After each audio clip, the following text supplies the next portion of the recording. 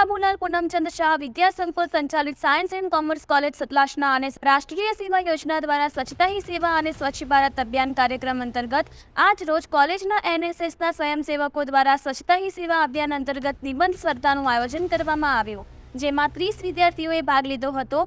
ત્યારબાદ એનએસએસના સ્વયંસેવકોને સ્વચ્છતાના શપથ લેવડાવવા માટેનો કાર્યક્રમ યોજવામાં આવ્યો હતો, જેમાં મુખ્ય મહેમાન તરીકે આર્ટ્સ કોલેજ સતલાસના program officer doctor Shaileshbhai K Joshi ઉપસ્થિત રહ્યા હતા અને તેમણે વિદ્યાર્થીઓને સ્વચ્છતા વિશે ખૂબ જ ઊંડાણપૂર્વક પોતાની સરળ શૈલીમાં માહિતી આપી હતી। ત્યારબાદ સાયન્સ એન્ડ કોમર્સ કોલેજના programme officer doctor Rishikesh N Joshi દ્વારા વિદ્યાર્થીઓને સ્વચ્છતાના શપથ લેવડાવવામાં આવ્યા હતા। શપથ કાર્યક્રમમાં 70 જેટલા વિદ્યાર્થીઓ હાજર રહ્યા હતા। ત્યારબાદ સ્વયંસેવકો દ્વારા કોલેજ કેમ્પસના ગાર્ડનની સફાઈ પણ કરવામાં આવી હતી।